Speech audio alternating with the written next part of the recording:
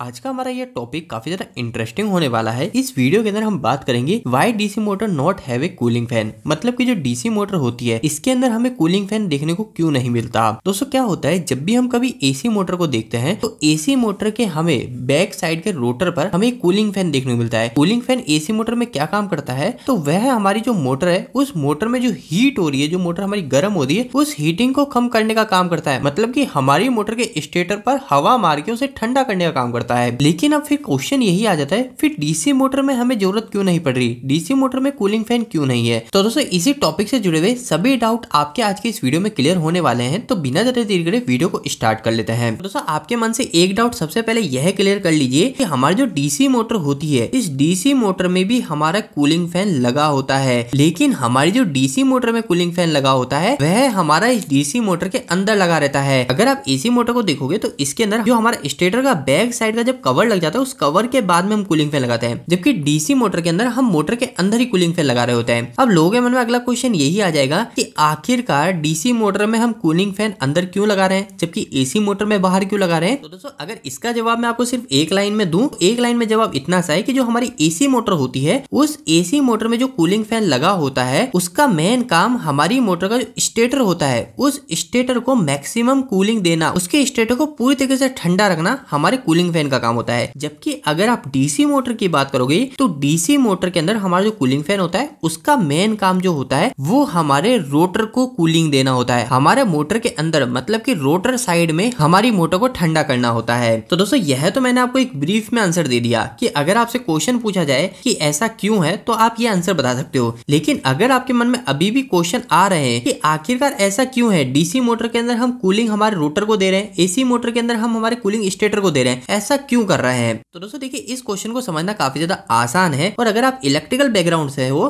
तो इसको आपको समझ लेना भी काफी ज्यादा जरूरी है। दोस्तों देखिए क्या होता है, हमारे अगर हम एसी मोटर की बात करते हैं तो सिंपल सी बात है, एसी मोटर के अंदर क्या होता है, हम हमारी मोटर को जो करंट दे रहे हैं वो हमारा एसी दे रहे हैं। अब दोस्तों देखिए एसी मोटर के अगर आप वर्किंग को देखोगे तो क्या होता है, हमारे ये मोटर का स्टेटर है, तो इस स्टेटर के बाहरी साइड पर हम हमारे वाइंडिंग कर रहे होते हैं और हमारी इस मोटर के स्टेटर पे लाके हमारी सप्लाई जोड़ देते हैं। उदाहरण के लिए मान लीजिए हमारी जो मोटर है 3 फेज की मोटर है, तो मैं यहाँ पे आर वाई भी 3 फेज लाके हमारे मोटर के स्टेटर पे दे दूंगा। अब दोस्तों ऐसा करने के बाद में क्या होता है, हमने जो सप्लाई जोड़ी इस मोटर के स्टेटर पर, यह जो सप्लाई है ये हमारी एसी सप्लाई है, मतलब कि हमारा अल्टरनेटिंग करंट है, एसी करंट है। अब जो एसी करंट होता है ना दोस्तों, इस एसी करंट का एक नेचर होता है जो आपको ऑलरेडी पता है, हमारा एसी करंट बार बार अपनी डायरेक्शन को बदल रहा होता है। मतलब कि हमारा जो करंट वायर में से फ्लो होगा वो कुछ समय के लिए इस डायरेक्शन में जाएगा, फिर कुछ समय के लिए इस डायरेक्शन में जाएगा। अब दोस्तों यह जो करंट की डायरेक्शन बार बार बदल रही होती है, इसकी वजह से दोस्तों हमारे इस वायर के पास में चेंजिंग मैग्नेटिक फील्ड बन रही होती है। दोस्तों एक चीज आपको ध्यान रखिए,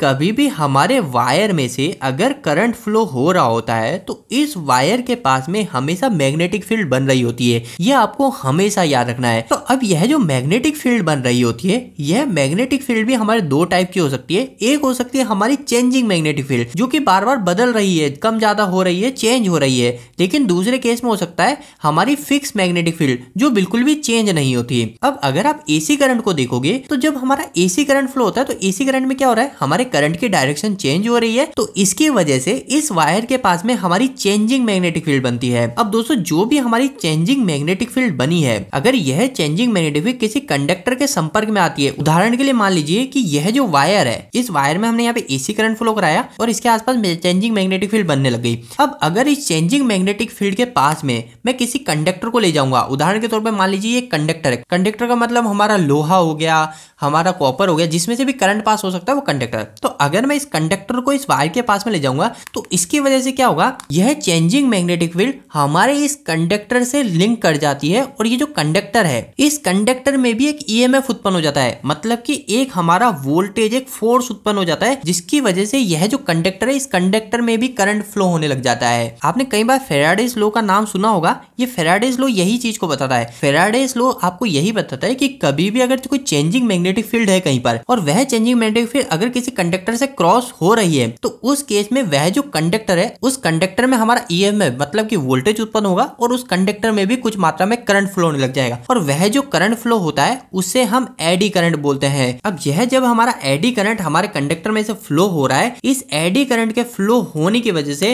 हमारे इस कंडक्टर में हीटिंग उत्पन्न होगी और उस एडी करंट के फ्लो होने से जो हीटिंग हो रही है उसी को ही कंट्रोल करने के लिए हम हमारे एसी मोटर के अंदर कूलिंग फैन लगा रहे होते हैं। अगर आप एसी मोटर के अंदर सेम वर्किंग को समझोगे तो एसी मोटर में सेम यही होता है। एसी मोटर में जैसे हम यहाँ पे 3 फेज सप्लाई देते हैं तो क्या होता है, हमारे ये जो स्टेटर पे वाइंडिंग रखी है इसमें चेंजिंग मैग्नेटिक फील्ड बनती है और ये जो चेंजिंग मैग्नेटिक फील्ड होती है ये हमारे डायरेक्ट स्टेटर पास में ही लग रहा है और इस स्टेटर से लिंक करती है। जब इस स्टेटर से लिंक करती है तो स्टेटर पे हमारा ईएमएफ उत्पन्न हो जाता है जिसकी वजह से हमारे इस स्टेटर में एडी करंट फ्लो होने लग जाता है। और मैंने आपको जैसे बताया एडी करंट अगर फ्लो होगा तो हमारा हीट उत्पन्न होगी और अगर हमने इस हीट को कंट्रोल नहीं किया तो हमारी ये मोटर जल सकती है। इसलिए हम क्या करते हैं, हमारे इस स्टेटर को अब हमें ठंडा करना है तो इसकी वजह से हम इस मोटर के बाहरी साइड पे हमारे कूलिंग फैन लगा देते हैं और हमारे इस मोटर के ऊपर फिन्स लगा देते हैं ताकि हमारा जो फैन की जो हवा है वो ज्यादा से ज्यादा हमारे स्टेटर को ठंडा कर सके। अगर दोस्तों आपको यह जानना कि एसी मोटर के ऊपर ये स्ट्रिप क्यों रहती है, फिंज क्यों रहती है, तो इसके ऊपर मैंने ऑलरेडी एक वीडियो बना रखा है डिटेल में, आप एंड स्क्रीन में जाके देख सकते हो।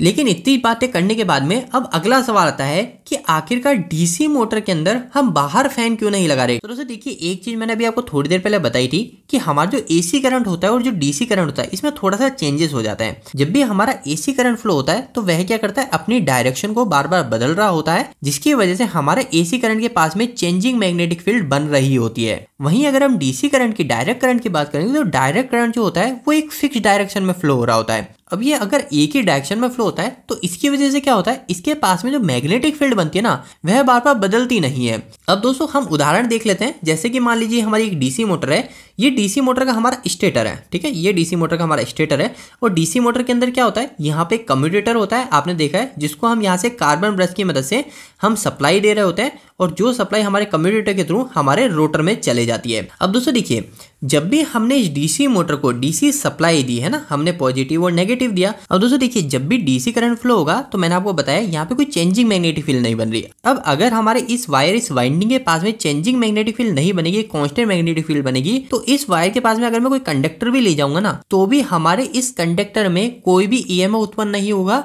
कोई भी हमारा एडी करंट फ्लो नहीं होगा, जिसकी वजह से हमारा एक कंडक्टर हीट हो। क्योंकि फैराडेज लॉ यह कहता है अगर चेंजिंग मैग्नेटिक फील्ड होगी किसी कंडक्टर के संपर्क में तो ही हमारा इस कंडक्टर में ईएमएफ उत्पन्न होगा। लेकिन डीसी के केस में हमारा चेंजिंग मैग्नेटिक फील्ड है नहीं, हमारी कांस्टेंट है, वो चेंज नहीं हो रही बार बार, तो इसकी वजह से इस मोटर की वाइंडिंग के पास में जो भी हमारा स्टेटर बॉडी है, जो भी हमारी मेटेलिक बॉडी है, उसमें हमारा कोई भी ईएमएफ उत्पन्न नहीं होगा और हमारा कोई भी एडी करंट फ्लो नहीं होगा, जिसकी वजह से हमारी मोटर हीट नहीं होगी। लेकिन अगला क्वेश्चन आता है, फिर आखिर रोटर क्यों हीट हो रहा है? रोटर में भी तो हम डीसी करंट ही दे रहे हैं, हम यहाँ से पॉजिटिव दे रहे हैं और यहाँ से हम कार्बन ब्रश की मदद से नेगेटिव दे रहे हैं, तो हमारे रोटर में भी कार्बन ब्रश के थ्रू और कम्यूटेटर के थ्रू डीसी करंट ही जा रहा है, तो फिर हमारे रोटर को ठंडा करने की क्या जरूरत पड़ गई? तो दोस्तों देखिए, यहाँ पे एक छोटी सी चीज आपको हमेशा याद रखनी है, हमारा जो यहाँ पे कम्यूटेटर लगा होता है, हमारा ये जो कम्यूटेटर है ना, इस कम्यूटेटर का काम क्या होता है? यह कम्यूटेटर हमारा जो करंट फ्लो हो रहा है, जो भी हम ये कार्बन ब्रश से करंट दे रहे हैं इस कम्यूटेटर से होते हुए हमारे रोटर को, यह उस करंट की डायरेक्शन को रिवर्स कर देता है। और रिवर्स ऐसा नहीं है एक बार रिवर्स कर दिया, यह कंटिन्यूसली मतलब पीरियोडिकली हमारा बार बार करंट की डायरेक्शन को चेंज कर रहा होता है। आप एक तरह से यह समझ सकते हो कि हमारी जो डीसी मोटर होती है ना, इस डीसी मोटर के अंदर हम जो रोटर को सप्लाई दे रहे होते हैं, जो कार्बन ब्रश की मदद से डीसी सप्लाई दे रहे होते हैं, वो कहने को तो डीसी सप्लाई है, लेकिन यह जो कम्यूटेटर है ना, यह एक तरह से उस डीसी सप्लाई को एसी सप्लाई की तरह एक्ट करा देता है, क्योंकि यह कम्यूटेटर हमारा जो करंट फ्लो हो रहा है, इस करंट की डायरेक्शन को पीरियोडिकली चेंज कर रहा होता है, बदल रहा होता है। तो इसी तरह से जो भी हमारा करंट फ्लो हो रहा है रोटर में, वो एक तरह से एसी की तरह एक्ट करता है। और जैसे मैंने आपको बताया, अगर हमारा कहीं पे भी एसी करंट फ्लो होगा तो उस एसी करंट के फ्लो होने के कारण क्या होगा, उसके पास में हमारी चेंजिंग मैग्नेटिक फील्ड बनेगी, और अगर चेंजिंग मैग्नेटिक फील्ड बन रही है तो उस चेंजिंग मैग्नेटिक फील्ड के पास में अगर कोई भी हमारा मेटेलिक चीज होगी तो उस मेटेलिक चीज में हमारा ईएमएफ उत्पन्न हो जाएगा, और उस ईएमएफ मतलब वोल्टेज प्रेशर की वजह से हमारा उस मेटेलिक इक्विपमेंट में हमारा एडी करंट फ्लो होने लग जाएगा। तो इसी रीजन से हमारे जो डीसी मोटर होता है, इस डीसी मोटर में हमारे अंदर की साइड में कूलिंग फैन लगा रहता है, क्योंकि जैसे मैंने आपको बताया, डीसी मोटर के अंदर हमारा जो कम्यूटेटर है, वो कम्यूटेटर एक तरह से हमारी डीसी सप्लाई को एसी सप्लाई में बदल रहा होता है, और जब एसी सप्लाई फ्लो होगी तो क्या होगा, हमारा जो अंदर का जो कंस्ट्रक्शन है, अंदर की जो भी मेटेलिक बॉडी है उसमें हमारा कुछ मात्रा में एडी करंट फ्लो होने लग जाता है। अब एडी करंट फ्लो होगा तो हीटिंग होगी, और अगर हम हीटिंग को कंट्रोल नहीं करेंगे तो हमारी मोटर खराब हो सकती है। तो इसी चीज को प्रोटेक्शन करने के लिए हम हमारी डीसी मोटर के इनसाइड कूलिंग फैन लगा रहे होते हैं। जबकि अगर हम एसी मोटर की बात करें तो एसी मोटर के अंदर हमारा जो मैक्सिमम एडी करंट फ्लो हो रहा होता है वो स्टेटर में हो रहा होता है। तो हम एसी मोटर के अंदर मेन जो कूलिंग हम दे रहे होते हैं वो हमारे स्टेटर को दे रहे होते हैं, जबकि डीसी मोटर के स्टेटर में हमारा कोई भी एडी करंट फ्लो नहीं हो रहा होता है, सिर्फ रोटर में हो रहा होता है। तो इस वजह से हम डीसी मोटर में अंदर की साइड कूलिंग फैन लगाते हैं। तो दोस्तों आज का यह वीडियो थोड़ा सा बड़ा बन गया, लेकिन मैं उम्मीद करता हूँ ये वीडियो आपके लिए कहीं ना कहीं कुछ ना कुछ हेल्पफुल साबित हुआ होगा। आपको ये वीडियो कैसा लगा प्लीज इस वीडियो को लाइक करके जरूर बताइएगा। अगर आपको कोई भी सवाल इस वीडियो के प्रति या फिर इलेक्ट्रिक आप मुझे नीचे कमेंट बॉक्स में कमेंट करके पूछ सकते हैं। इलेक्ट्रिक वीडियो आप पसंद करते हैं आज हमारे चैनल को सब्सक्राइब कर लीजिए। आज के लिए इतना ही, धन्यवाद।